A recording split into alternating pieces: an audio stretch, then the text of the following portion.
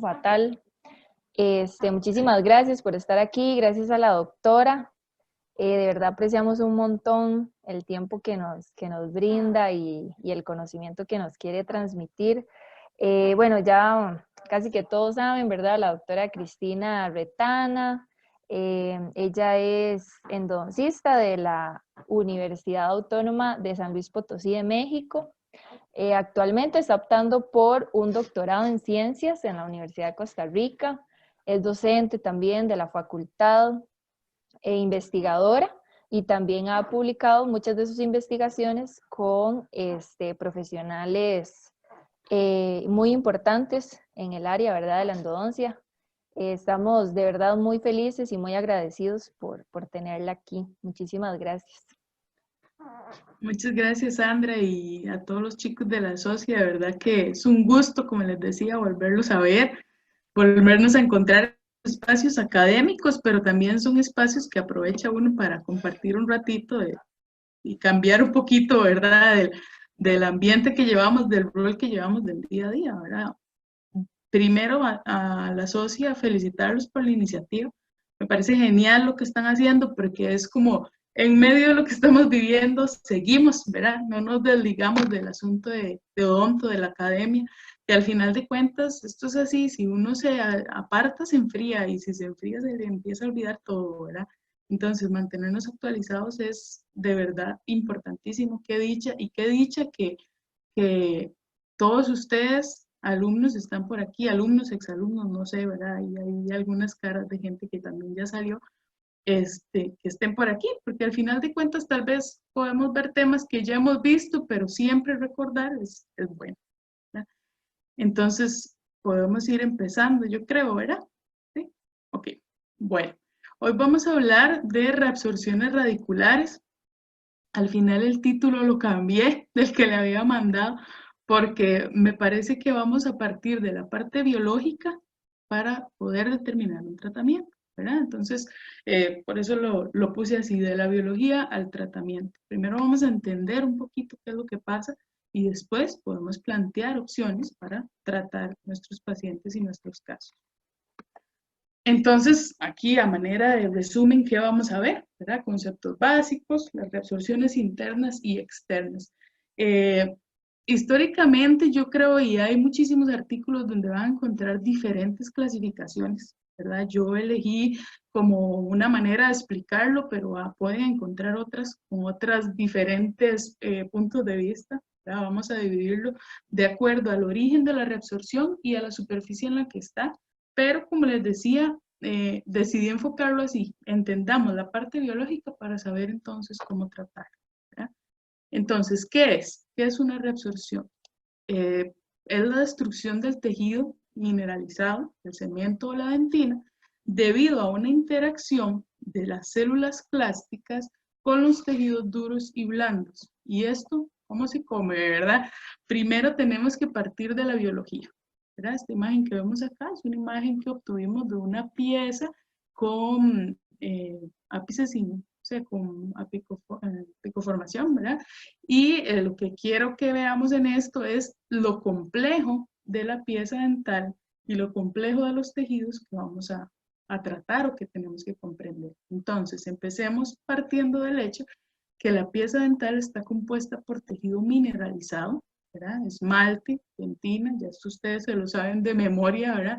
Pero es muy importante comprender que dentro de este tejido mineralizado tenemos tejido vivo, que nos hace también que este tejido mineralizado como la dentina sea un tejido vivo y activo siempre, ¿verdad? Tenemos un tejido altamente vascularizado, ¿verdad? Que está vascularizado por arteriolas y vénulas en un sistema complejísimo, ¿verdad? Dentro de cada pieza, y además un tejido altamente inervado, ¿verdad? Que es el que nos ocasiona todas las sensaciones de dolor, de molestia, etcétera, en la pieza.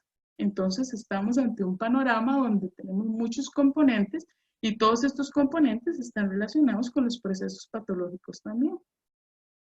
En esta imagen tenemos de un corte histológico a manera de repaso, ya ustedes esto lo conocen, pero solamente porque vamos a referirnos a estas estructuras, lo quise poner para que entendamos cómo está, o recordemos más bien cómo está compuesta el complejo dentino-pulpar, ¿verdad? Entonces en esta imagen, lo que vemos acá arriba, logran ver el puntito aquí amarillo, ¿sí? Ok. Lo que vemos aquí arriba de color un poco más como morado es la dentina, ¿verdad? La capa mineralizada de dentina se pigmenta de un color un poco más fuerte y esta capa que se ve de manera muy similar pero más clarita es la predentina, que es la capa de la matriz extracelular aún sin mineralizar, ¿verdad? Entonces siempre vamos a tener esta estructura, la dentina mineralizada y la predentina que la recubre para después pasar a hacer como la transición con la parte o tejido blando, ¿verdad? Que tenemos acá, el tejido pulpar. Entonces, vemos una zona donde están todos los odontoblastos. Esto es una pieza en formación, entonces es una conformación un poco diferente. Tenemos muchísimos odontoblastos porque se está dando el proceso de formación de la dentina. Por eso se ven tantos. Normalmente se ve una capita más delgadita, pero en esta se ve bien ejemplificado la capa de odontoblastos que están debajo de esta zona mineralizada y la zona acelular, que es esta otra de aquí abajo, si la podemos ver. Después tenemos una zona rica en células ya dentro del tejido pulpar y también ahí vamos a encontrar vasos sanguíneos, los vemos acá pigmentaditos como de rosado, y todo esto llamado tejido pulpar, ¿verdad? Además, la parte externa de la raíz también es una estructura súper compleja que tiene muchos componentes en el ligamento periodontal. Todo esto que se ve, todo esto de acá es el ligamento periodontal. Tenemos los vasos sanguíneos, que también está altamente vascularizado. El precemento, que es igual a la predentina, una zona no mineralizada de tejido que recubre el cemento. Y el cemento, que ya lo conocemos claramente, ¿verdad? Que está en la parte externa de la raíz. Esta parte de acá abajo es la dentina. Si pueden ver aquí con detalle los tubulitos de la dentina, ¿verdad? En esta parte de abajo, donde está en la estructura. Ya teniendo estos conceptos un poquito como más frescos, ¿verdad? Entonces vamos a poder comprender cómo se produce este proceso de reabsorción. Puede ocurrir tanto como un fenómeno fisiológico, que es lo que ocurre en niños, en el cambio de la dentición temporal a la dentición permanente, ¿verdad? Y en piezas permanentes. Ahora, en piezas permanentes estamos hablando de que es un evento patológico. Por lo general, de naturaleza inflamatoria, eso lo vamos a conversar más adelante. ¿Y quiénes lo causan? ¿Quiénes son aquí como las estrellas del asunto? Los osteoclastos y los odontoclastos, de acuerdo a la superficie en cuestión. Entonces, la etiología de esto también es muy discutida, ¿verdad? Hay mucha controversia al respecto, sin embargo, vamos a tratar de hacerlo lo más sintetizado posible, ¿verdad? Hay un daño que está en relación a estos tejidos no mineralizados. ¿Cuáles? Los que acabamos de ver. Precemento, predentina. Recordemos que estas dos estructuras recubren por dentro predentina, o sea, dentro del canal, y en la parte externa, precemento. Entonces, cuando hay un daño inicial a estas estructuras, empezamos el proceso de reabsorción. Este daño puede ser por diversos factores, ¿verdad? Pueden ser por causas mecánicas, como por ejemplo trauma, procedimientos quirúrgicos, presión excesiva de las piezas, como por un diente impactado o un tumor, o por una irritación química con agentes como por ejemplo peróxido de hidrógeno cuando se hacen blanqueamientos internos. Esto estimula las células reabsortivas y entonces desencadenan ese proceso. Ahora, muy importante, este daño se puede dar, pero es para que haya un proceso de reabsorción, debe haber un estímulo que se mantenga, ¿verdad? Entonces va a haber un estímulo a largo plazo que no permite que las células que tenemos protectoras, en este caso los osteoblastos, los odontoblastos, reparen ese daño inicial del cual estábamos hablando anteriormente. Entonces, hay un factor que está estimulando constantemente las células clásticas y, por ejemplo, como una presión o una infección, y por lo tanto, se va a clasificar de acuerdo al origen de ese tipo de factor estimulante. ¿Okay? También es muy importante identificar cuál es el factor que está estimulando para poder detener el proceso. En estos casos es como el objetivo que vamos a tener nosotros como clínicos, determinar cuál es la causa para poder detener este proceso y que la reabsorción no siga. Entonces vamos a dividir este proceso en diferentes etapas. Como les explicaba, una primera etapa de iniciación, hay un daño inicial que descubre la superficie mineralizada, ¿verdad?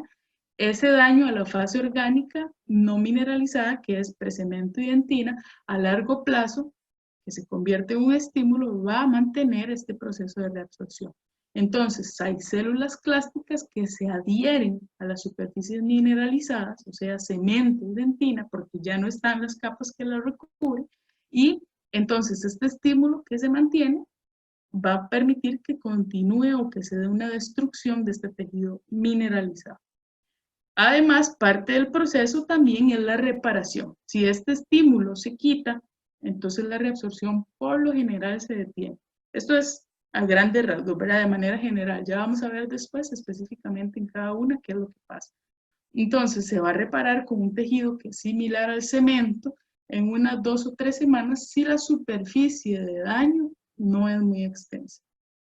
De iniciación a reparación podemos pasar si el estímulo se remueve. Recordemos esto, ¿ok? Mientras haya un estímulo, vamos a tener un proceso reabsortivo.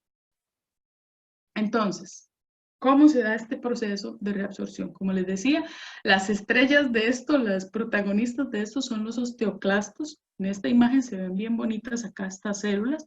Son células gigantes, véanla en comparación con los fibroblastos, ¿verdad? Son células gigantes multinucleadas, o sea, con muchos núcleos, que son móviles y son responsables por esta destrucción de tejido duro, ¿verdad? De tejido como hueso mineralizado. Son reclutadas al sitio de daño, donde hubo un daño a la predentina y al precemento, a través de la liberación de citoquinas, ¿ya? En el proceso inflamatorio, y actúan uniéndose a la superficie de hueso y empiezan a comerse, por decirlo así, este hueso o esta superficie mineralizada. Entonces, vamos a ver, las células clásticas se reconocen receptores específicos en las superficies mineralizadas, en especial el receptor RGD, es una secuencia de aminoácidos, volvemos a bioquímica, ¿verdad? Una secuencia de aminoácidos que está presente en las integrinas. Las integrinas, como se ve en este dibujito, son proteínas transmembrana que están presentes en la superficie mineralizada. Entonces, esta celulita clástica tiene afinidad por estos receptores y ahí en esos receptores es donde se da la unión de estos. Tienen que existir. Si no están los receptores, no va a haber ningún proceso de reabsorción. ¿Ok? Entonces, una vez que estas células se unen a estos receptores, van a tener una serie de transformaciones que van a dar lugar al proceso reabsortivo. ¿Cuáles? Primero, el citoesqueleto de actina de la célula se reorganiza y forma una zona libre de organelas, o sea, una zona como vacía. Ahorita en una imagen que tenemos anteriormente podemos ver esto bien clarito. Esta zona libre se rodea por una serie de indentaciones o proyecciones, como estos que se ven acá en la imagen, ¿verdad? Se llaman podosomas, que forman un borde rugoso en esta célula, y debajo de este borde rugoso es donde se da el proceso de reabsorción. Vean esta imagen muy bonita de un osteoclasto real, ¿verdad? Donde se observa que es una célula multinucleada que tiene aquí los podosomas. En algunos se ve más claro, en este más o menos. Una zona libre de organelas, ¿verdad? Y esta célula se va a aislar, dentro de esta zona libre, se va a aislar del ambiente extracelular, o sea, de esta parte, va a generar campo, por decirlo así, creando un microambiente ácido. Y este microambiente ácido es el que va a permitir que se reabsorba los tejidos duros. Si alguien tiene alguna duda ahí, los pueden ir escribiendo y lo vemos en un ratito también, porque esta parte es como muy de bioquímica, ¿verdad? Nada más quiero que comprendan qué es lo que pasa, porque por lo general cuando uno habla de reabsorción uno lo ve como una nebulosa, ¿verdad? Como que no sabe qué es lo que está pasando ahí. Este proceso es lo que se está dando, ¿verdad? En un montón de lugares y en un montón de momentos diferentes, como vimos en las diferentes etapas. Entonces, además tenemos los odontoclastos, ¿verdad? Recordamos de toda la parte de biología pulpar. Estos odontoclastos son células similares a los osteoclastos, solamente que estos reabsorben tejidos dentales y son más pequeños, tienen menos núcleos y las zonas de reabsorción son más pequeñas. Tiene mucha lógica porque el sustrato de estos es el diente y entonces es mucho más pequeño que el hueso, que a nivel del cuerpo es mucho más grande o mucha más extensión de tejido. ¿Okay? Entonces, ambas células clásticas actúan de una manera muy similar. No nos vamos a poner si osteoclasto o ontoclasto, o sea, al final de cuentas, ambas pueden generar reabsorción con las mismas propiedades enzimáticas y además van a crear depresiones dentro de este tejido mineralizado que son llamadas las lagunas de Hooship. Veanlas acá. Yo lo podría describir como mordiscos, ¿verdad? En la pieza dental. En esta imagen se ven muy bonitas. Esto que se ve de este lado es tejido pulpar. Esto que se ve acá es dentina. ¿Okay? Esto de acá también es dentina. Vean cómo se ven las lagunas de Hooship, donde estuvieron los procesos de reabsorción activos. Vean qué interesante en este corte histológico, esto rosado que se observa acá, cuando estoy señalando con el puntito, es la predentina. ¿Ok? Vemos cómo está intacta en la mayoría de la extensión, a pesar de que debajo de ella está un proceso reabsortivo activo importantísimo. ¿Esto qué nos quiere decir? Pues justo lo que estábamos explicando. La predentina no es sustrato para las células clásticas, porque no está mineralizada. Acuérdense que ellos van a tener receptores específicos en el tejido mineralizado y ahí es donde se va a dar. Entonces, si ustedes ven, por este espacio pequeñito, entró el proceso de reabsorción y se mantiene toda la predentina intacta. En ese tejido no tenemos acción. Vean aquí en un corte un poco más, con más aumento. Todo esto es predentina y debajo de ella incluso tenemos un proceso de reabsorción. Sin embargo, la predentina se mantiene intacta. ¿Qué pasó? Que se rompió, que se dañó en ciertos espacios, vean como acá y acá, y por ende el proceso de reabsorción se dio ahí para adentro. Entonces, las funciones clásticas de estas células van a ser controladas, como les decía, por mecanismos de señalización molecular del sistema de transcripción OPG-RANK. Esto ya no, en realidad es como para que sepan que por una serie de señalizaciones moleculares se va a dar la diferenciación de células, o sea, se van a formar las células clásticas de células precursoras. Entonces, acá en esta imagen vemos los odontoclastos, ¿ven? Aquí se ve la superficie de reabsorción, la laguna de Hooship, la dentina, ven acá los tubulitos de la dentina, y este es el tejido pulpar. Entonces vemos una superficie irregular reabsorbida en este proceso. Ahora, ya se los he mencionado, pero es un punto clave, es como la pieza más importante. Si el sustrato no presenta la secuencia de aminoácidos que les decía, la RGD, de unión, las células clásticas no van a tener dónde unirse. Por eso, la mayoría de nosotros tenemos nuestros dientes con formación completa sin ningún problema. ¿Verdad? ¿Qué pasa cuando eso se rompe? Pues ahí es donde se da el problema, ¿verdad? Los clastos no se adhieren a matrices colágenas que no sean, que estén mineralizadas. Perdón, no mineralizadas. Entonces, al tener una protección en la pieza, no vamos a tener procesos reabsortivos. Hay un componente orgánico no mineralizado que nos va a actuar como un protector, como una barrera. ¿Cuál es este componente? Como hablábamos, el precemento y la predentina.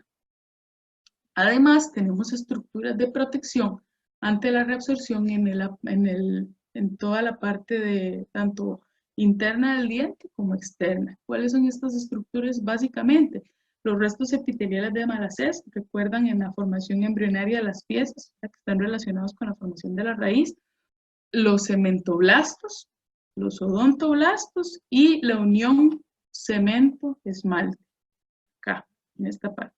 Entonces, teniendo estas estructuras, las células clásticas no tienen acceso a las estructuras mineralizadas y entonces no hay un proceso de destrucción. Cuando estos se dañan es que entonces se desencadena este proceso de destrucción localizado en los sitios específicos donde hay un daño. Entonces, además, acordémonos que estábamos hablando que hay un daño y además un estímulo. Entonces, este estímulo se debe mantener con el tiempo para que se dé el proceso. El mecanismo de mantenimiento puede estar relacionado con células inflamatorias, puede ser de origen inflamatorio. Esto quiere decir que se mantiene por mediadores inflamatorios. Estas células clásticas van a reabsorber la dentina expuesta, ¿verdad? Y ahí es donde nosotros tenemos que planear una intervención para eliminar ese estímulo inflamatorio y por ende detener el proceso reabsortivo. Por ejemplo, reabsorción relacionada con movimientos de ortodoncia. Se remueve la fuerza, al remover la fuerza se detiene la inflamación y al detener la inflamación, entonces detenemos la reabsorción. El caso contrario es cuando el mecanismo de mantenimiento es por sustitución. Este se mantiene por mediadores locales y sistémicos del tejido que van a regular este proceso de remodelación de los tejidos mineralizados, en este caso de hueso, por ejemplo. Y la reabsorción por sustitución es consecuencia de que se eliminen los restos epiteliales de malas heces. Ya vamos a ver un poquito más clarito todo esto. Por ejemplo, en casos de trauma. Cuando hay reabsorción por sustitución externa, resulta en una anquilosis. Recuerden que la anquilosis es que el diente se pega al hueso, no hay un ligamento que lo divida, ¿verdad? Y estos factores no se pueden eliminar. Entonces son piezas que por lo general se llegan a perder. Ya cuando veamos específicamente cada uno lo vamos a tener más clarito. Entonces, por reabsorción por reemplazo o sustitución, es la misma. Se utiliza cualquiera de los dos nombres para referirse a ellos. Entonces, los hematoblastos y los restos epiteliales de malas heces se destruyen. Vean acá, en este recuadrito morado, donde se pierden estas dos estructuras de protección y se da una reabsorción de la raíz, de la dentina radicular, y se sustituye por hueso. También tenemos reabsorción inflamatoria, como les decía, por ortodoncia, por lesiones periapicales que mantienen un proceso inflamatorio, por trauma, por alguna infección o trauma oclusal. Todo esto permite que se dé este tipo de reabsorción. De manera interna tenemos la reabsorción interna inflamatoria, que es cuando la capa de odontoblasto se pierde y la pieza sigue estando vital, entonces se da un proceso reabsortivo de manera interna y también cuando se da por la exposición directa de la dentina en la unión cemento-esmalte. Recuerden que este era otro factor protector. Vamos a ver específicamente todos los tipos, entonces esto es como un panorama general. Entonces, vamos a hablar de la localización de estas lesiones de acuerdo a la superficie donde se da y a la patogénesis. Primero vamos a hablar de las reabsorciones internas. En este caso, la de origen inflamatoria se asocia clínicamente con una decoloración de la pieza. Podríamos tener signos o síntomas de pulpitis irreversible y en casos avanzados de necrosis pulpar. Esto no es como estrictamente como obligado que pase esto, ¿verdad? Puede pasar cualquiera de estos dos. Además, pueden haber signos de periodontitis apical, sensibilidad a la percusión, a la palpación, y en algunos casos se observa la famosa mancha rosada, vean este diente pigmentado. Está muy relacionado con casos de reabsorción. Por lo general, la que está más relacionado con esta manchita son las reabsorciones cervicales, pero en la interna también podemos tener esta mancha rosada característica de estos procesos.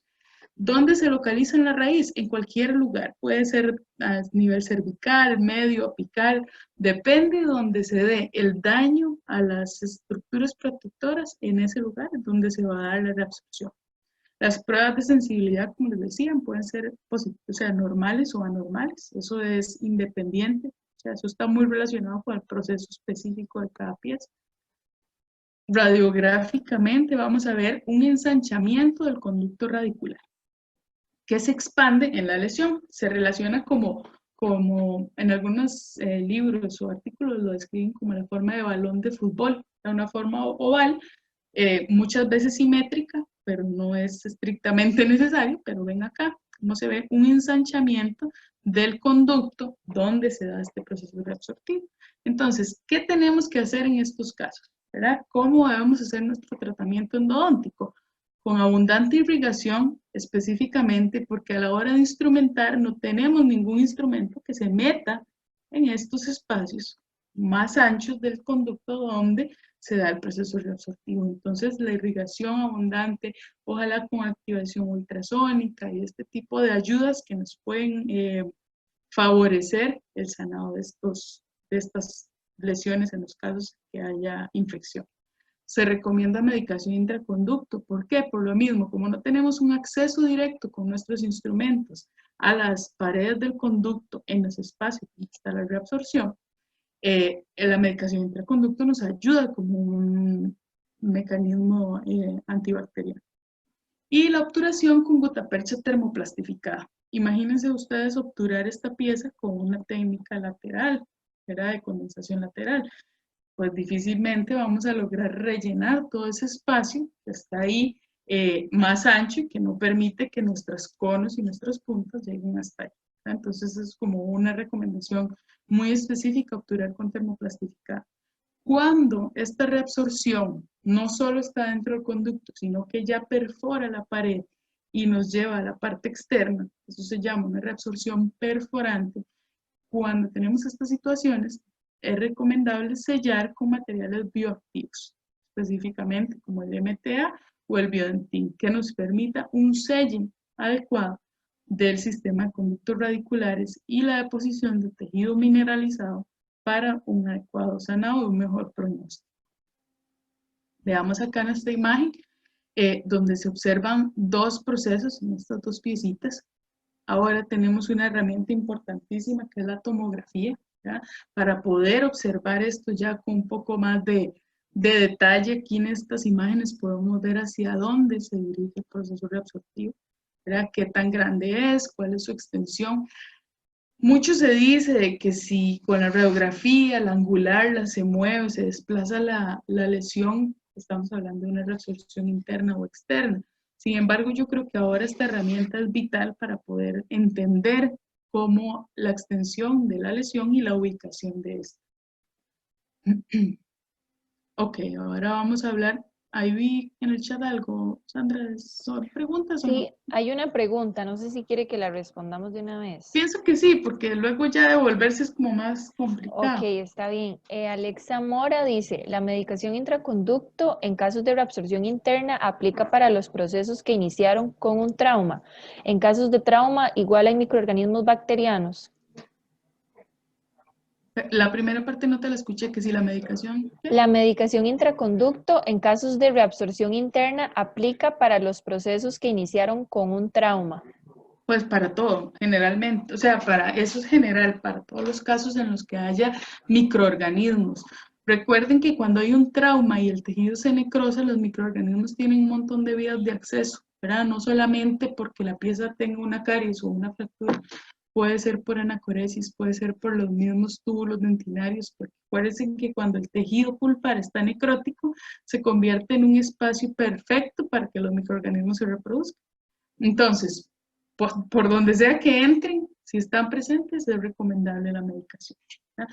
En todo caso, en casos donde se duda si hay o no contaminación, yo igual lo pondría, porque al final estamos cambiando un poquito el pH, por ejemplo, con el hidróxido de calcio y nos va a ayudar o a favorecer la reparación de estas lesiones. Ah, bueno, sí, yo creo que eso ya responde la segunda parte, que era en casos de trauma, igual hay microorganismos bacterianos. Exacto, Ujú. eso que decía. Ok. Cualquier cosa ahí, si surge otra duda, nos van diciendo. Yo creo que es mejor irlo haciendo como por partecitas, que si no después de volverse a todo es un poco más complicado. Está bien. Ok, entonces ahora vamos a hablar de la reabsorción interna por sustitución, ¿verdad? En estos casos estamos hablando de piezas que tienen historias de trauma, caries o infección periodontal. Recuerden, como vimos anteriormente, aquí el estímulo no se puede remover, ¿verdad? Es típicamente asintomático, puede presentar una decoloración clínicamente la pieza, Podría tener síntomas de pulpitis irreversible o en casos avanzados de necrosis pulpar, como les digo, no necesariamente hay un cuadro de dolor o algún cuadro clásico, puede tener cualquiera de estos, incluso a niveles donde no se ha afectado tanto el tejido, podría estar sin ningún síntoma, ¿verdad? Además puede haber mancha rosada en raras ocasiones, pero puede también encontrarse. Se encuentra en cualquier parte de la raíz, tercio medio, apical o cervical, cualquiera, en cualquier ubicación. Y como les decía, las pruebas de sensibilidad pueden ser positivas o negativas. Vean acá, el diagnóstico suele ser radiográfico, ¿verdad? Por hallazgo radiográfico porque estamos viendo otra cosa o porque hay alguna pequeña sensación y ahí se observan este tipo de reabsorción. A menos de que haya sintomatología que nos lleve a sospechar que hay algún problema por ahí, ¿verdad? Vamos a observar radiográficamente un ensanchamiento del conducto, sin embargo, a diferencia de la reabsorción inflamatoria, es más difuso, ¿verdad? En la reabsorción inflamatoria, recuerden que se veía como la bolita más clara, ¿verdad? Como más definida. En este caso, los bordes de la lesión o de la reabsorción se ven muy difusos, el conducto se ve como distorsionado, ¿verdad? O como se describe como paredes como moteadas. Vean acá que se ven espacios, pero no definida claramente la lesión o la reabsorción. ¿Verdad? Esa es una manera de diferenciar si la reabsorción es por sustitución o inflamatoria, ¿verdad? En algunos casos puede ser oval, sin embargo se caracteriza por esa como pérdida de definición dentro del conducto. ¿Qué vamos Doctora, a tener? disculpe, Sí, dime. perdón. Este, digamos, ¿hay algún parámetro para decir en ese grosor de tejido remanente ya no se puede salvar la pieza? No, de hecho hoy justo leí, es eso mismo que usted lo está diciendo, así lo explicaba en un artículo. No se ha establecido un parámetro, o sea, alguna gente lo dice, unos dicen que tanto, pues, más o menos, ¿verdad? Sin embargo, mucho es la parte clínica, el cuadro clínico que observemos, ¿verdad? Yo pienso que si son piezas restaurables o piezas que se pueden manejar clínicamente de una manera aceptable, pues se puede hacer el intento por mantenerlas, ¿verdad? Hay que ver el grado de comunicación entre la parte interna y externa, ¿verdad? De la pieza para poder pensar si se pueden o no mantener, ¿verdad? Ahora, yo muchas veces pienso, y van a ver en un último caso que les voy a presentar, el peor intento es el que no se hace, ¿verdad? Y si nos ponemos a pensar en una pieza, por ejemplo, como esta, que tiene una buena estructura a nivel coronal, puede intentarse mantener, ¿verdad? Yo creo, a menos de que ya sea muy grande la reabsorción, como vamos a ver en unos casos también más adelante. Entonces, en resumen, o sea, no hay como un número, ¿verdad?, específico para nosotros decidir si es salvo o no, eso ya es criterio clínico profesional. Está bien, muchas gracias. Con mucho gusto. Entonces, en Ahora, estos casos, ay, sí, perdón, no, dígame, tenemos dígame. otra pregunta. Sí, dígame. Ana Catalina dice que ¿qué causa que se vea difusa comparada con la inflamatoria? Eso mismo vamos a ver en este momento. Vean en esta imagen, ¿verdad? Acá se ve muy claro el proceso reabsortivo. Sin embargo, como estamos hablando de una reabsorción por sustitución, eso significa que el tejido dental se reabsorbe y se forma un tejido similar al tejido óseo o cementoide. Entonces, por eso se llama por sustitución. Entonces vamos a tener espacios con tejido mineralizado, ¿verdad? Entonces no tenemos un espacio vacío que radiográficamente veamos como definido, sino que tenemos, vean acá en estos cortes histológicos, todo esto que hay en el centro del proceso reabsortivo es tejido similar al tejido óseo, ¿verdad? Entonces, ya les voy a enseñar una imagen que les va a aclarar un poquito más esto. El tratamiento en estos casos, ¿verdad? Las consideraciones que tenemos que tener son similares a las de la reabsorción inflamatoria interna. Puede ser necesario usar ultrasonido para quitar todos estos tejidos óseos que están formándose dentro del sistema de conductos. Y puede ser necesario el manejo quirúrgico también, no solamente la parte endodóntica, sino también la parte externa para sellar las lesiones perforantes, ¿verdad? Entonces, veamos en esta imagen cómo todo esto que vemos acá, vemos acá más moradito, es dentina. ¿Verdad? Vean la estructura con los tubulitos, aquí se ven pequeñitos todos los túbulos. Todo esto más rosado y como un poco más, como, bueno, se nota muchísimo, ¿verdad? La diferencia de la estructura es tejido osteoide. Es un tejido duro, metaplásico, que va a reemplazar la dentina. Volvemos al nombre, reabsorción por sustitución. ¿Verdad? Se sustituye el tejido dentinario por tejido similar al cemento o al hueso. ¿Verdad? Hay como una mezcla de todo y vieras que cuando uno se encuentra estos casos va a sangrar muchísimo porque hay tejido vascularizado, cuando está vital, ¿verdad? Porque hay tejido vascularizado, vamos a tener tejido duro, entonces te encuentras con con una cosa muy difícil de sacar, ¿verdad? Esto se convierte en microorganismos cuando está necrótico o con tejido vascularizado cuando está vital. Entonces, por eso decíamos que dentro del abordaje clínico tenemos que usar puntos de ultrasonido para poder disolver o remover todo esto que está acá. Espero que con esto le quede claro a la compañera que preguntó. Si no, me dice y le aclaro con mucho gusto. ¿Por qué pasa esto? Hay dos hipótesis, ¿verdad?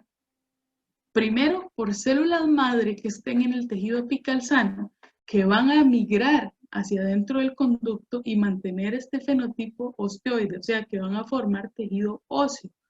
Entonces, esto es como una teoría de por qué dentro del diente se me está formando hueso. ¿Verdad? Es como, o porque el mismo tejido de granulación, o sea, el tejido inflamatorio y el tejido osteoide, son de origen no pulpar y migran por los compartimentos vasculares, o sea, por espacios que hay de unión entre la parte externa y externa, interna y externa, perdón. Doctora, Y son originados en el periodo ontodime. perdón, tenemos otra pregunta. Uh-huh. Brenda dice, doctora, dado que hay tejido mineralizado, ¿esto influye en la tasa de éxito del tratamiento endodóntico? ¿Cuál sería el pronóstico de una pieza en estas condiciones?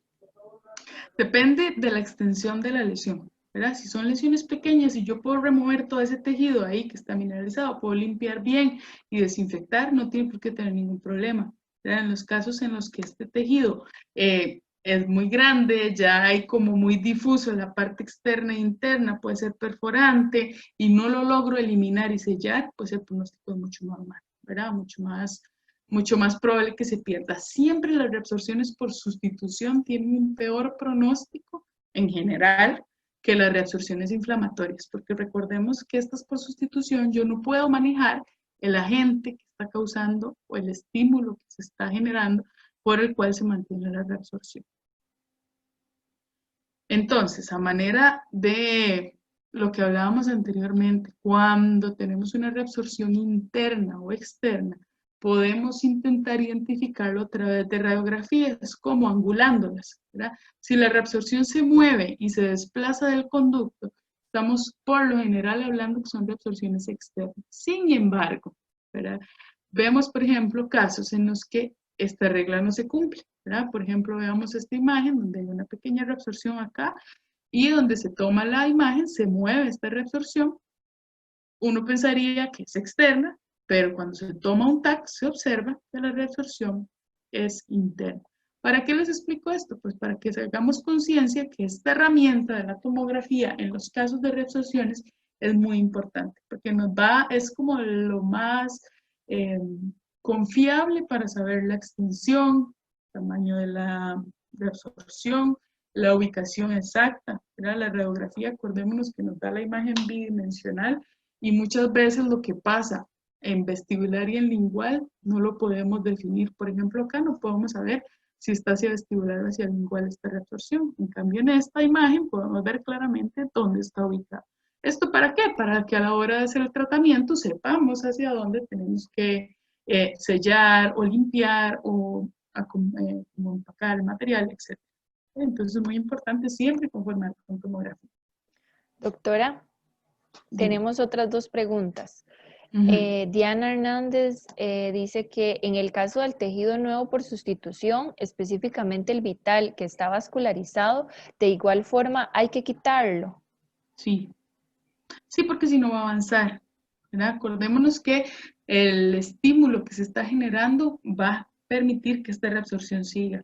Yo en los casos de reabsorción considero que no puedo generalizar y decir que siempre, pero la mayoría de las veces hay que intervenir, porque si están activas, y pues cuando uno ya piensa en intervenir va a ser muy tarde, ¿verdad? Entonces, por lo general sí, es mejor quitar. Ok, y la otra dice que las reabsorciones internas siempre se acompañan de una reabsorción ósea periapical. No, no necesariamente, son procesos aparte, ¿verdad? Puede ser, pero por lo general son independientes una de la otra. La interna está dentro de las paredes del conducto. Recordemos, al principio se rompe la predentina o esta capa de odontoblastos que protege y se da el proceso reabsortivo, ¿verdad? Esa es la interna. La externa inflamatoria, que es la que vamos a ver ahorita, es cuando ese estímulo está por fuera de la raíz. Entonces son dos procesos diferentes. ¿No hay nada más, Sandra? No. Okay. Entonces, vamos a hablar ahora de las reabsorciones externas, ¿verdad? También de acuerdo al origen o a la etiología las vamos a dividir. Entonces tenemos la inflamatoria.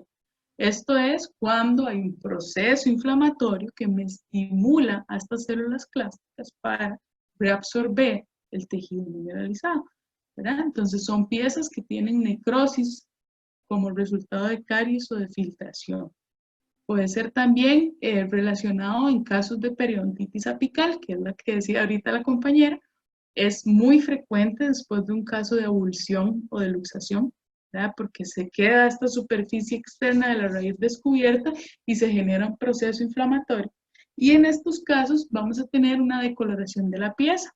Pueden haber síntomas de periodontitis apical también, clínicamente. Ahora, ¿dónde se localizan? En cualquier lugar de la raíz de manera externa, ¿verdad? Entonces puede ser a cualquier nivel, apical, medio cervical, pero de manera externa.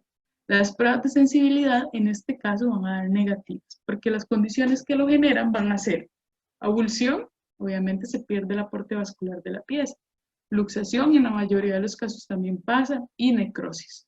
Estas causas van a generar una inflamación y esa inflamación va a generar una reabsorción.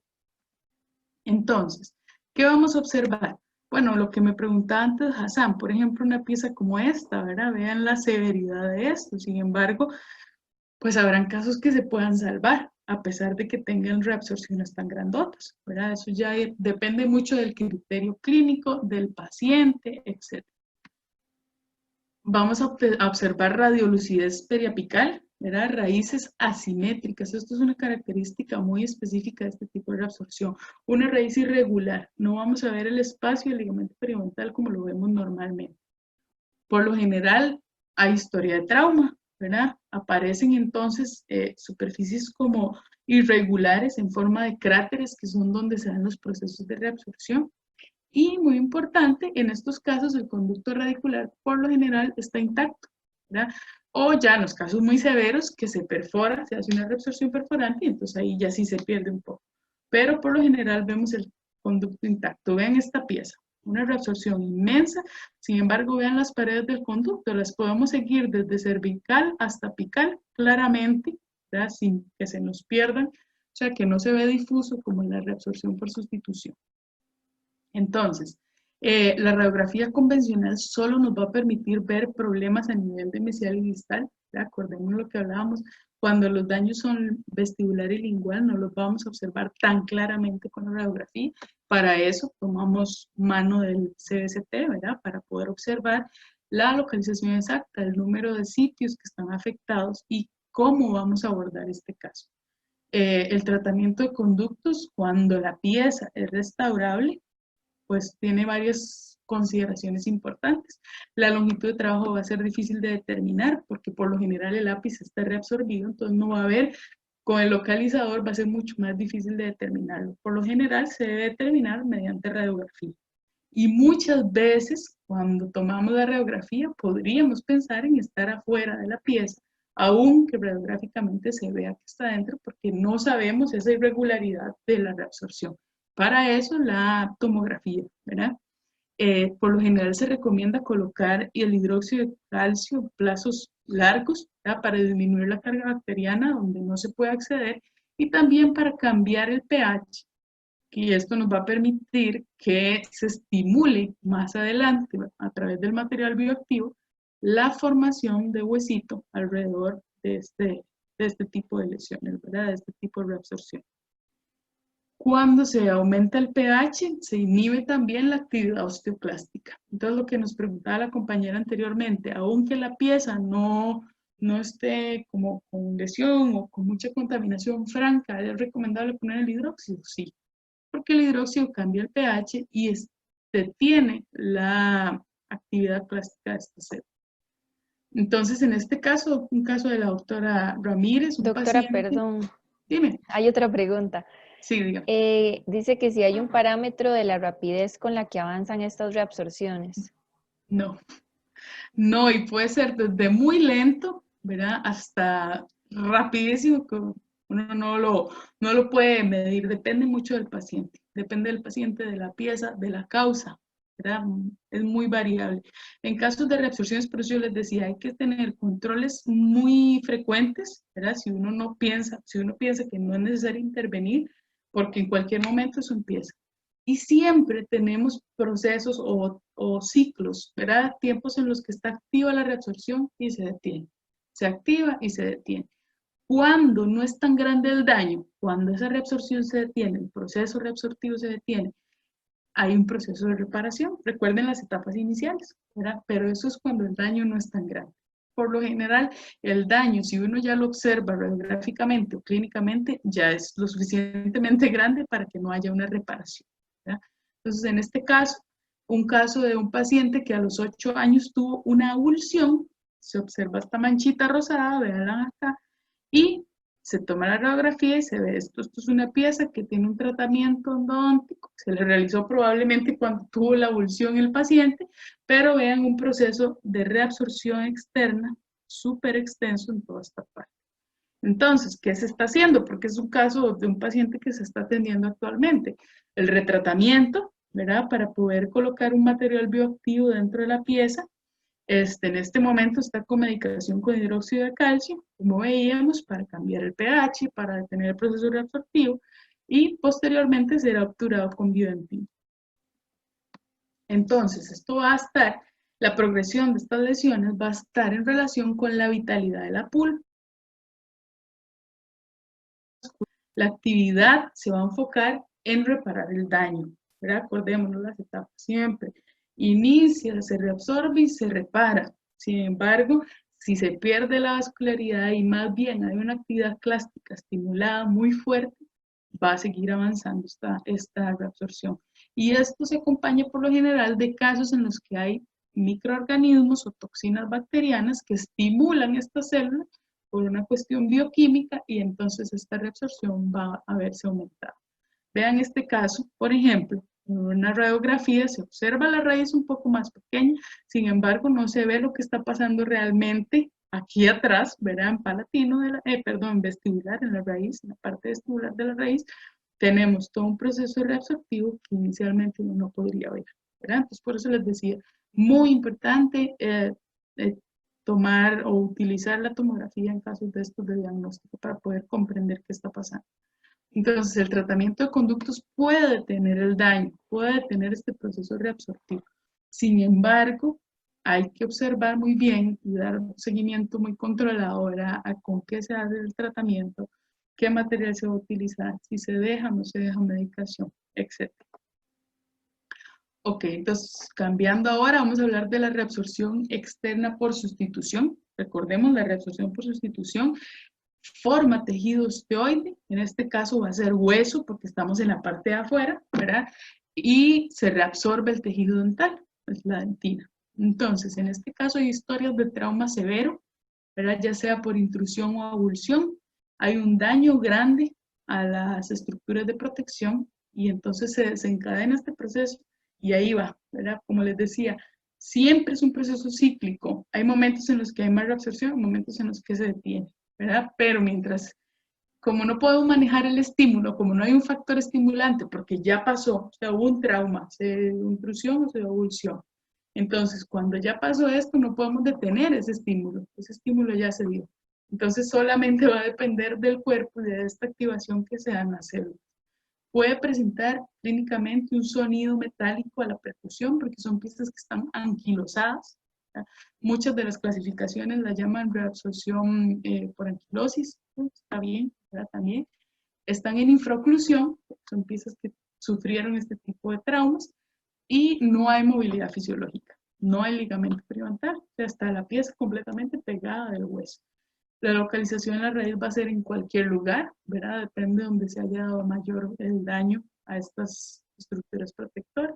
Como les decía, no hay un factor estimulante claro y por ende no se puede remover. Entonces, el pronóstico de estas piezas es mucho peor que el resto de las reabsorciones que hemos visto. Las pruebas de sensibilidad por lo general van a ser negativas, ¿verdad? Porque ahí vamos a tener un proceso ahí de, una historia de trauma severo. Ahí no le dan caso a eso, que es positivo.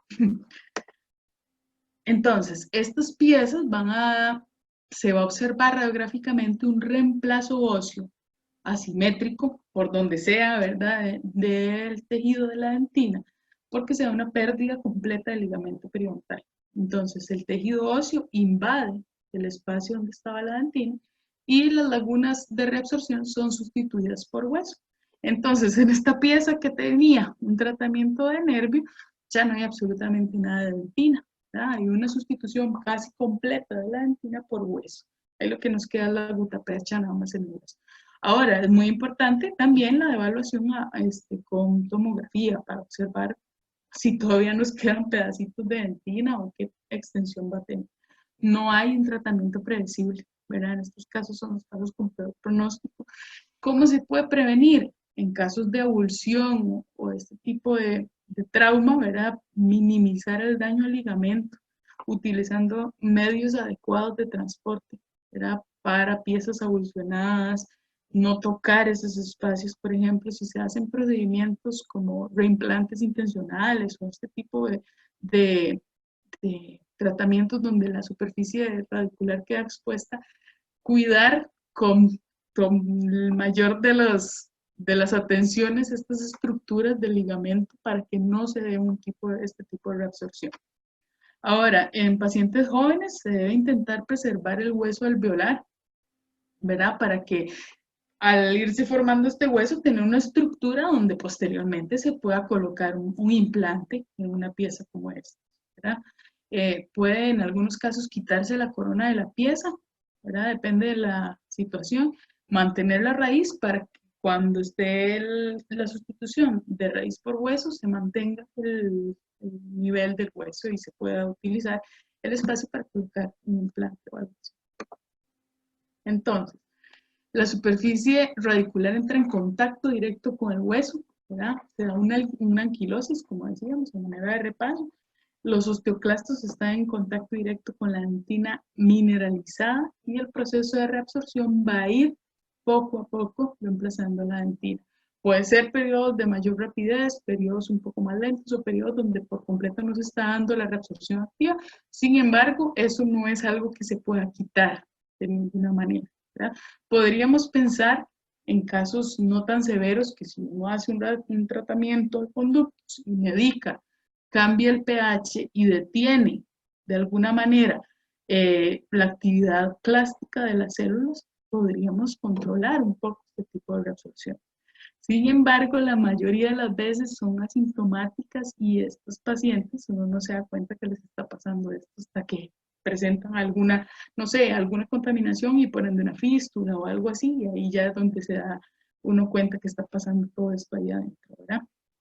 Muchas veces se les llama a estas piezas como piezas fantasma, porque si ustedes ven, aquí se pierde por completo la estructura de la pieza, la estructura radicular, ¿verdad? Y como les decía, en este caso sí tenemos un número, el proceso se puede revertir si se ha afectado menos del 20% de la raíz. O sea, con revertir me refiero como a detener, ¿verdad? No es como que vamos a lograr formar el diente que se había reabsorbido, pero por lo menos podemos detenerlo y que la estructura se mantenga.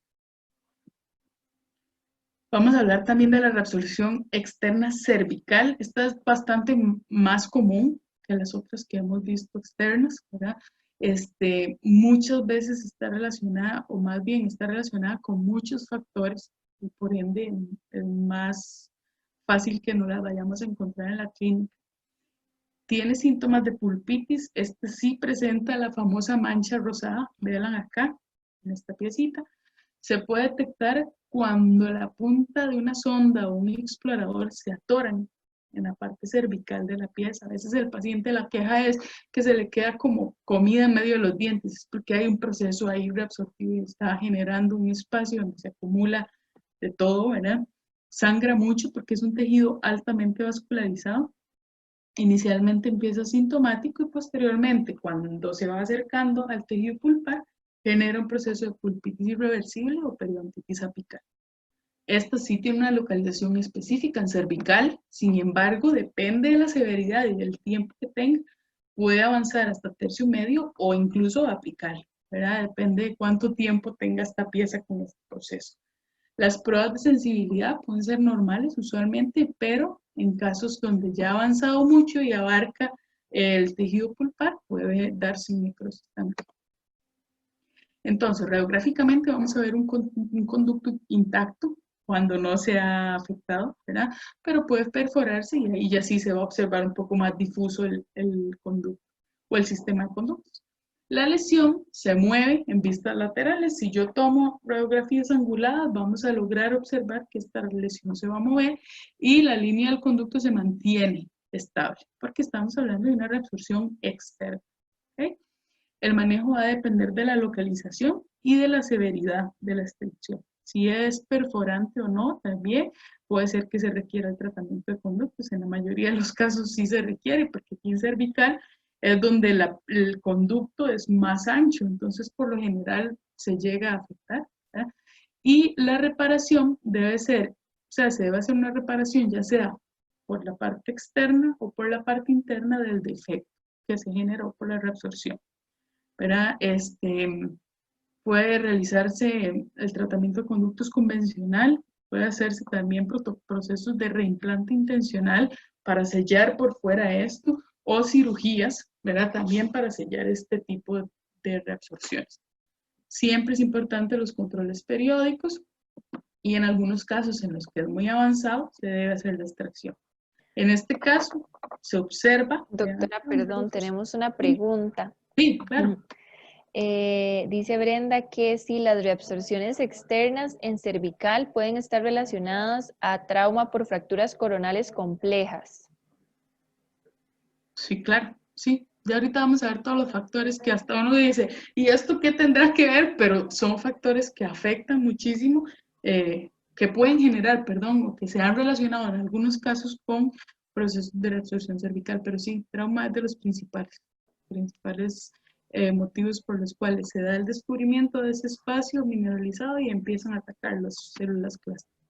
Entonces, vean en esta imagen, se observa acá una mancha, por decirlo así, y al tomar la radiografía, esta manchita se mueve. Esta es una reabsorción externa cervical, sin embargo es perforante. Donde abrimos esta pieza, se encuentra todo el tejido ahí metido, eso es bastante complejo porque el tejido es muy vascularizado, entonces son casos donde sangra mucho. Y remover eso idealmente se debe hacer tanto desde dentro de la pieza como por fuera, porque muchas veces desde dentro no logramos alcanzar lo que está pasando en la parte más externa, ¿verdad? Entonces una reabsorción externa cervical, pero en este caso es comunicante. Doctora, entonces, sí, otra pregunta. dime. Silvia dice que cuando hay una reabsorción perforante se debe de sellar primero el defecto antes de realizar el tratamiento de conducto. Sí, es lo ideal, ¿verdad? Porque entonces, ¿cómo voy yo a mantener un ambiente estéril dentro del sistema de conductos si no es sellado desde afuera? Ahora, que si por dentro puedo colocar un material y eso me da un adecuado sellado, puede ser también, y después en un posterior procedimiento se puede hacer una cirugía o algo para poder sellar esta parte. Pero siempre se debe sellar esta comunicación. Nunca podemos trabajar cuando hay una comunicación franca entre la parte externa del diente y la parte interna. Ahora, lo que les decía, se da la exposición del tejido mineralizado en la unión al medio cemento, ¿verdad? Entonces, normalmente tenemos esta estructura. Esmalte, cemento que recubre y la dentina por dentro toda protegida. Pero hay casos, no, o sea, fisiológicamente que son diferentes. Tenemos dentina, un espacio, esmalte, un espacio de dentina descubierto y cemento. Estos casos son mucho más propensos a que pasen procesos de reabsorción. ¿Ok? Por ejemplo, acá ven espacios pequeños donde no hay una protección de la dentina en la parte cervical. Entonces, cuando está este daño o una deficiencia en el cemento que no llegó a cubrirme hasta donde está el esmalte, las células osteoclásticas del periodonto van a invadir esta superficie de la raíz y forman una lesión fibrovascular, como esta que se ve acá, que invade este tejido y que nos da el proceso reabsortivo. Como le decía ahora la compañera, vean la cantidad de factores que pueden estar relacionados con la reabsorción cervical, ¿verdad? Estamos hablando de procesos dentales como ortodoncia, incluso se ha reportado hasta en infecciones virales, por ejemplo, la extracción de piezas cercanas, maloclusión, blanqueamientos. Esto es todo un tema de discusión, ¿verdad? Los blanqueamientos internos de las piezas, cuando entonces yo coloco un agente químico que está estimulando por una cuestión de pH y de químicos, valga la redundancia, las células osteoclásticas para que entonces se dé esta reabsorción a nivel cervical. Entonces, son montones de razones por las cuales se pueden desencadenar. Incluso, en muchos casos, y véanlo acá como lo ponen también, está las causas desconocidas, ¿verdad? Muchas veces uno empieza a ahondar en la historia y muchas veces no llegamos a un punto donde nos demos cuenta qué es lo que está generando esto, ¿verdad? Vemos acá, vean qué interesante esta imagen, la puse para que veamos esto. Un espacio pequeño de entrada donde se da la exposición de la superficie mineralizada y vean todo el proceso, ¿verdad?, que se está dando a nivel interno. Entonces, con solo que tengamos un pequeño lugar, estas células pueden hacer estragos en las piezas. Estas reabsorciones cervicales se van a dividir de acuerdo a la extensión, a los tercios que abarque, y a nivel circunferencial también, si abarca solo un espacio o, como vemos acá, toda la parte alrededor de la pieza. Esto nada más pues, es una cuestión técnica, ¿verdad? Por lo general se observan así, ¿verdad? Unas reabsorciones localizadas en la parte cervical. Y, por ejemplo, casos como este, donde al final ya no hay ningún tejido que soporte la corona y tienen un pronóstico todavía peor. Ya para ir casi terminando la reabsorción externa de superficie, los hallazgos clínicos no se observan por lo general y en estos casos tenemos un estímulo constante que puede ser una pieza impactada o un quiste o un tumor. ¿Verdad? Como vemos acá, hay una constante estímulo en la pieza que está generando que esta reabsorción se mantenga. Las pruebas por lo general a la sensibilidad son normales. Vean acá, un canino impactado, un tumor grandote aquí a nivel de mandíbula. Entonces, en estos casos, depende de dónde esté localizado el agente, vamos a tener raíces más cortas o con superficies irregulares, ¿verdad? El conducto va a estar intacto porque no tiene nada que ver con la parte interna. Y aquí lo que tenemos que hacer es remover el agente causal, ¿verdad? Tratamiento de conductos en caso de que hayan síntomas de pulpitis o periodontitis apical. Vean este paciente con una ortodoncia con fuerzas mal aplicadas, tiene reabsorción en, creo, que todas las piezas de abajo y en bastantes piezas de arriba. ¿Qué hacemos con un paciente como este, verdad? Donde no podemos ofrecerle un tratamiento específico porque tenemos montones de piezas con reabsorción. Ahí son casos donde la fuerza que se aplicó mantuvo el estímulo por mucho tiempo y nos dejó reabsorciones generalizadas en todas las piezas. Por ejemplo, en este caso, una cordal impactada que se vino a reabsorber la raíz distal de la 7, con un pronóstico bastante reservado. Se decide hacer el tratamiento de conductos radiculares y colocar Biotin. Aquí fue ya después de la extracción de la cordal. Vean la superficie irregular de la pieza, ¿verdad? Donde se ve como todo el proceso reabsortivo. Acá se recolocó Biotin en esta raíz para detener el proceso, cambiar el pH y estimular la formación de tejido, ¿verdad? Y vean un control 2 años después. Hay ligamento periodontal, tenemos la pieza de una misma longitud en la cual se inició, se hizo el tratamiento, quiere decir que el proceso reabsortivo se detuvo, con hueso alrededor, completamente sano, asintomático, o sea, con bastante con un pronóstico mucho mejor del que se veía en esta radiografía inicial. Y ya como último, la reabsorción externa que se genera por un rompimiento apical transitorio. Esto lo puse a pesar de que no es así como una reabsorción tan clara o tan conocida, pero en muchos casos pasa y son piezas que se les hacen tratamientos de conductos innecesarios, ¿verdad? Aquí, por lo general, se desencadena por un trauma, por una luxación leve, ¿verdad? Son pacientes que están asintomáticos y se observa decoloración en la pieza, se observa un color grisáceo o más oscuro. Estas reabsorciones son en apical, se observan aquí arriba, ¿la ven? En esta de acá. Se ve una lesión incluso y vemos esto, prácticamente todos diríamos, pues esto ocupa una endodoncia, más los chiquillos que están en quinto ocupando el montón de endodoncias, ¿verdad? Entonces tenemos piezas que a las pruebas de sensibilidad incluso pueden responder retardado o negativo, pero son piezas que lo que se da es una ruptura del aporte vascular de la pieza y más adelante se vuelve a restablecer. Entonces, inicialmente se ve un ensanchamiento del espacio de la membrana, pérdida de lámina dura y vuelve a su normalidad incluso un año después. ¿Qué hace uno con esto? Bueno, pues hay que irse mucho a los síntomas, a la historia para saber cómo tratar este tipo de casos, si tratarlos o darle seguimiento, si hay o no hay sintomatología, ¿verdad? Entonces, lo que se debería hacer es una evaluación radiográfica de los tejidos periapicales constante, cada cierto tiempo, pruebas de sensibilidad también constante, un monitoreo regular para nosotros poder ver si de verdad se trata de un proceso necrótico o de un rompimiento apical transitorio. Es una reabsorción transitoria de la porción más apical de la pieza, que 12 meses después esto resuelve y la pieza, vean acá, se termina, si se está formando, se termina de formar, o si no, se continúa el ligamento, etc. ¿Por qué? Porque tenemos las fases iniciales de las que hablamos, una fase de reabsorción y una fase de reparación. Aquí fue un estímulo por un trauma leve que termina reparando, pero muchas veces son piezas que se deshacen de endodoncia y podían haber reparado solitas. Ya como último, este caso clínico es un caso bastante peculiar. Una paciente de 9 años que se presentó cuando yo estaba haciendo el posgrado. La niña llega con movilidad en sus dientes anteriores, vean lo que tiene de raíz, ¿verdad? Nada. Donde vimos esto, surgieron montones de opciones, que si extracción y ponerle una prótesis, que si ponerle unos benditos implantes intraendodónticos que se utilizan en México, que al final no fue una opción, ¿verdad?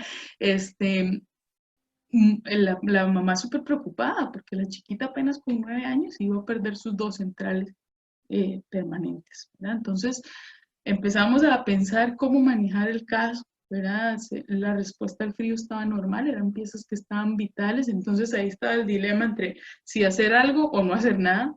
Sin embargo, ven un hallazgo muy importante. Cuando el proceso de reabsorción está activo, esta superficie es muy irregular. O sea, no hay un espacio de ligamento como definido, sino que tenemos una superficie con bordes irregulares que nos indica que se está dando la reabsorción. Si no interveníamos, esto iba a seguir, ¿verdad? Iba a seguir y la niña iba a perder esos dientes en nada, ¿verdad? Ahora, la mamá de la chiquita sabía que el pronóstico era muy reservado, de malo reservado, sin embargo, se decidió intentar mantener. Entonces, no les voy a hacer tan largo el asunto, pero se intentan procesos de apicoformación, ¿verdad? Con tampones de MTA para estimular la formación de las raíces, a ver si logramos ganar un poquito más de tejido. Empezaron funcionando bastante bien, sin embargo la chiquita parece que se volvió a golpear. Bueno, no sé si volvió. Inicialmente no teníamos una causa clara de esta reabsorción. No había historia de trauma, no había ninguna razón por la cual se estuviera dando. Pues la describimos como idiopática, sin embargo, alguna razón probablemente existió, ¿verdad? En este caso, como les decía, iba muy bien, disminuyó la movilidad, incluso podíamos ver acá, ven esta línea de ligamento mucho más definida, ya no se ve la superficie tan irregular. Esto nos está indicando que estábamos teniendo un proceso bastante satisfactorio, por lo menos deteniendo el frente de reabsorción. Como les decía, a los 2 meses la niña algo le pasó, se golpeó, mordió algo. no nos quiso decir muy bien, pero sí era como que ella sabía que algo había pasado, ¿verdad? Y empieza dolor con estímulos fríos, calientes, dolor espontáneo.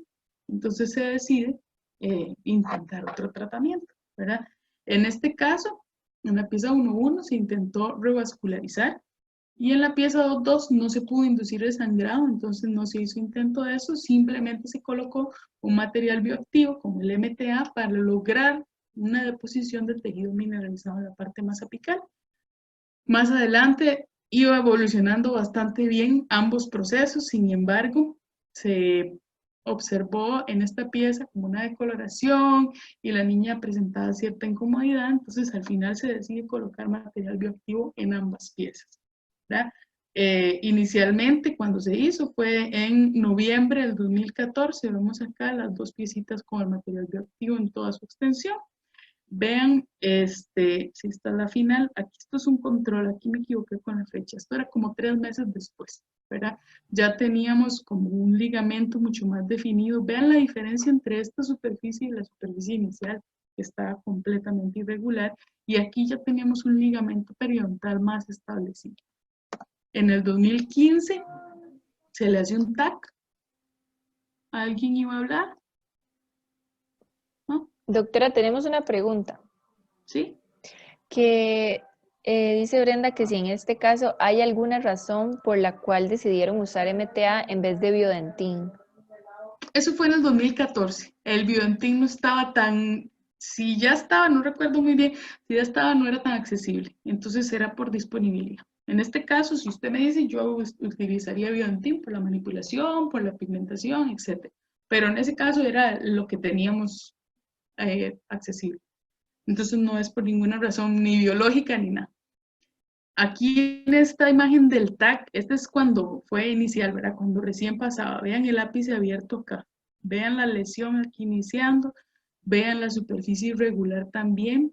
Y vean, después de que se hizo el proceso con MTA, se rellenó toda la pieza con MTA, cómo hay una deposición de tejido mineralizado en la parte más apical. Y ustedes van a decir, bueno, es 1 milímetro, 2, lo más. Sin embargo, eso estabiliza estas piezas, se quita la movilidad de estas piezas, no hay síntomas y las piezas se mantienen, ¿verdad? Si vemos en esta imagen del TAC en 3D, vean cómo se hace una pequeña, un pequeño ápice acá, cuando inicialmente tenemos una superficie completamente abierta e irregular. Y vean en esta otra pieza también cómo se hace una formación de tejido mineralizado por encima del material bioactivo. Estas son piecitas que actualmente, esto fue como les decía en 2014, actualmente estas piezas están presentes todavía. La niña ya tiene 15 años, no ha tenido todos estos años que tener que usar prótesis o algún otro tipo de cosas. Y lo que yo le decía a la mamá inicialmente era, si logramos que esta niña llegue a su etapa de adulta y de crecimiento finalizado, y podemos poner implantes, ya es un caso 100% exitoso, ¿verdad? Porque imagínense la pérdida de hueso que hubiera tenido esta niña si desde los 9 años le sacamos estas piezas. Entonces, por eso les decía al principio, qué tratar y qué no tratar, ¿verdad? Necesitamos conocer consideraciones, o sea, necesitamos considerar muchas cosas. Primero, el diagnóstico, ¿verdad? Ver qué está pasando, qué está causando la reabsorción. El diagnóstico temprano nos va a mejorar muchísimo el éxito del tratamiento, ¿verdad? La extensión de la lesión, qué la originó, etcétera.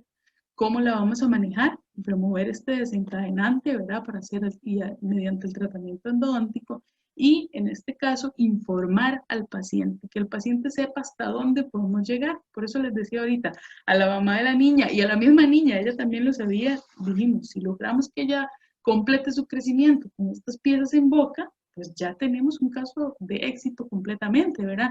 A diferencia de que si se extraen estas piecitas y tienes que pensar que es una niña que ahorita en su adolescencia está utilizando una prótesis, por ejemplo, ¿verdad? Mientras esas piezas se mantengan ahí, perfecto, ahí están. Yo todavía tengo contacto con la señora, no tengo acceso a radiografías porque es en México, sin embargo, la niña está bien con sus dientitos y ahí se han mantenido y por eso les decía a nosotros, primero, es en conjunto con el paciente tiene que saber hasta dónde podemos llegar nosotros y nosotros también tenemos que saber hasta dónde podemos llegar, hablar las cosas claras, ¿verdad? Como son, y nosotros tomar mano de todas las herramientas que tengamos para poder desarrollar tratamientos exitosos en su mayoría, ¿verdad? Doctora, Entonces, dime. Catalina pregunta que si se deben hacer recambios de MTA o Biodentin en estos casos y cada cuánto, y que cuánto tiempo es recomendable dejarlas en boca. Las piezas, me imagino. Las piezas, sí, supongo, Sí, no las sé. piezas el tiempo que duren, ¿verdad? O sea, por eso estos casos uno se casa, por decir así, con el paciente. Yo no puedo decir, bueno, ya le hice eso, ya me desentiendo, tengo que hacer controles siempre. El MTA y el Biodentin se endurecen como cemento, ¿verdad? Acuérdense que son como familias, o sea, vienen del cemento Portland, se ponen tan duros como el cemento, entonces no se pueden quitar.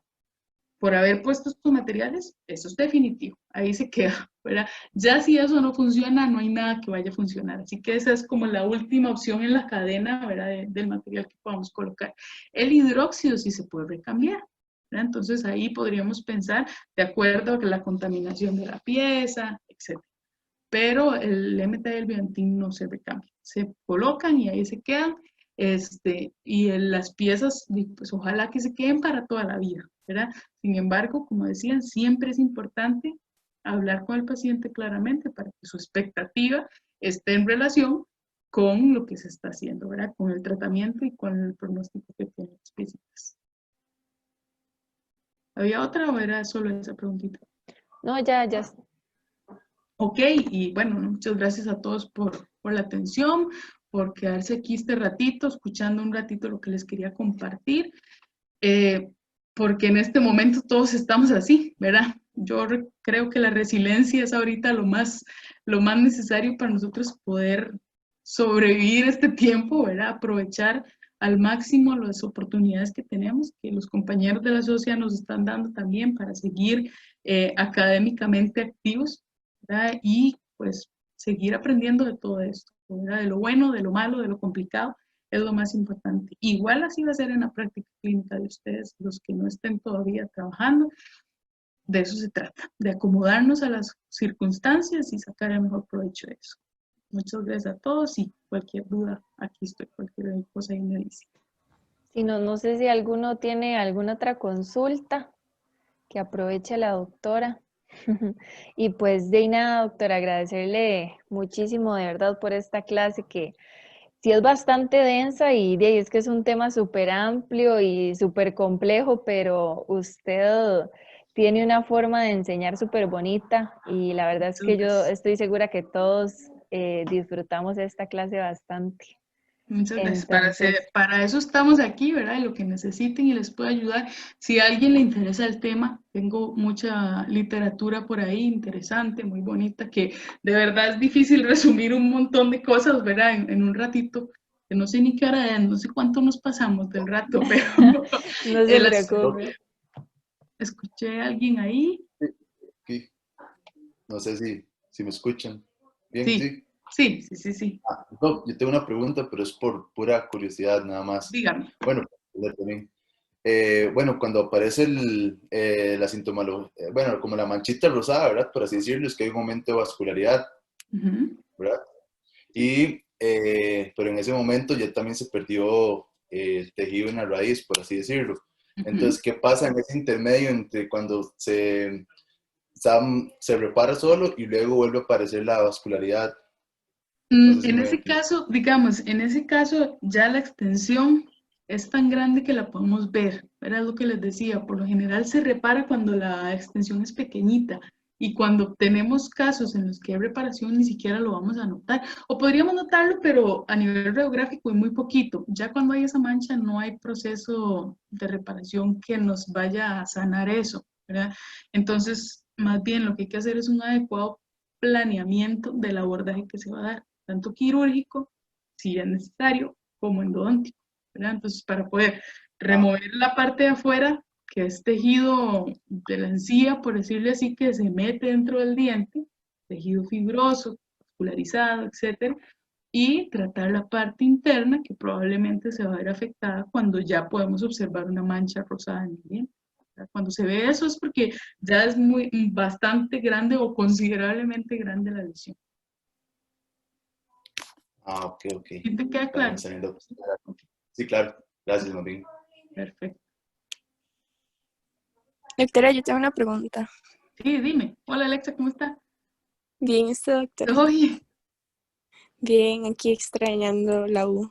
¿verdad que sí? Yendo más que todo, sí. Eso estamos hablando al principio, que qué vida más dura. Sí. Dime. Bueno, es que no me queda como muy claro, digamos, cómo se relaciona la historia de caries a una reabsorción interna. O sea, como que tal vez uno está como muy acostumbrado como a pensar en el proceso carioso y como a las endos, ¿verdad? Que vienen como que Ya, se ajá, necesitan hacer por acabo. esa etiología. Ajá, entonces, ¿cómo es que, digamos, un proceso carioso puede producir una reabsorción interna? Ok, las células clásticas, ¿verdad? Que están dentro del tejido o las células que se pueden diferenciar dentro del tejido pulpar en células clásticas se estimulan por diferentes cosas. Dentro de esas, la presencia de toxinas bacterianas, la acidez que genera y el daño que esas toxinas o que esas bacterias generan a la capa de odontoblastos. ¿Te acuerdas el corte histológico que pusimos al principio?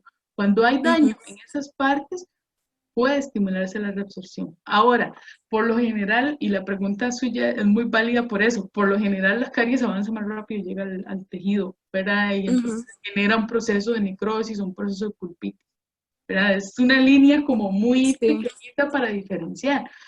Lo importante es decir, bueno, esta pieza que tiene o no tiene un proceso sintomatológico presente, una reabsorción, entonces, ¿cómo tengo que tratarlo? ¿De qué manera voy a hacer el tratamiento? ¿Verdad? La irrigación activa, utilizar gutapercha plastificada, si es necesario utilizar materiales bioactivos, etc. No es como, Ok. es una cuestión bioquímica, ¿verdad? De daño que hay, pero por lo general se acompañan los síntomas de las dos cosas, ¿verdad? Es muy difícil diferenciar una y otra. Sí, eso podría ser también, digamos, como en piezas que tal vez la caries digamos, se trató a tiempo, se removió a tiempo, se hizo la restauración a tiempo, pero aún así, digamos, ese daño igual quedó ahí. Ahora, en uno de los casitos que puse de una molar, de una 7 inferior, que tenía una reabsorción que les decía perforante, en ese caso, la pieza no tenía nada, tenía una amalgama, y era una amalgama ajustada, ¿verdad? Entonces, dice, ¿por qué? ¿Por qué se generó esto? Sí, yo pensaría, por ejemplo, en ese caso, que podría estar asociado a calor generado al hacer la restauración, ¿verdad? O algún tipo de cuestión así. Como les digo, es imposible nosotros ir a encontrar el origen ahí, pero factores como esos también pueden desencadenar daño. Y si ese daño, como les decía, se mantiene, pues entonces vamos a tener un proceso reabsortivo. Ok. Como, Ya, me como queda mucho más complicado, claro. ¿verdad? Sí, Sí. pero es muy interesante, está muy bonito, Sí, muchas es un gracias. tema muy interesante, la verdad. Con mucho gusto. Doctora, de ahí la podemos molestar con los artículos, no importa Sí, después. claro, con mucho gusto. Yo les puedo pasar algunos que tengan esas imágenes. En muchas de las imágenes histológicas son de un artículo de Ricucci. Él siempre hace imágenes geniales, ¿verdad? Que nos hacen ver lo que muchas veces no entendemos clínicamente, ¿verdad? Entonces, con ese les podría quedar bastante claro un montón de cositas también, al que le interese leer un poquito más. Ahí me recuerdan y con mucho gusto se los mando. Pura vida, doc. Muchas gracias. Con mucho gusto. Demasiado agradecidos, más bien gracias por sacar el ratito para nosotros y apoyarnos. Y Muchas gracias, doctora. Buenas noches, estuvo muy bonita, gracias. Mucho gusto. Qué muchas bueno, de gracias, de verdad, verdad. compartir este ratito con ustedes y ahí estamos a la orden. Esperemos vernos pronto, ¿verdad? Doctora, Ya en la vida real. Sí. perdón, hola. Hola, Amanda, ¿cómo Doctora, estás? ¿cómo se induce el sangrado o la revascularización en las piezas específicamente? El sangrado para la revascularización se induce con una lima, pasándose, digamos, de la pieza para estimular este tejido periapical que está arriba y que sangre y que dentro de esa sangre vengan células indiferenciadas y formen tejido pulpar, ¿verdad? O sea, ese es el principio, ¿verdad? Lleva muchos bemoles, ¿verdad? El asunto, pero ese es el principio de la revascularización. Entonces, te pasas con una lima para generar ese sangrado y que entonces se genere la formación de tejido. Eso era, en realidad eso lo hicimos pues, para probar la opción, ¿verdad? Ya que de verdad la paciente, una paciente súper buena, su familia también, comprensiva y todo, entonces se intentaron la mayor cantidad de cosas posibles para tratar de salvar la pieza, pero sí, por ahí anda el asunto. Eso es todo otro tema muy interesante también, pero todo un tema.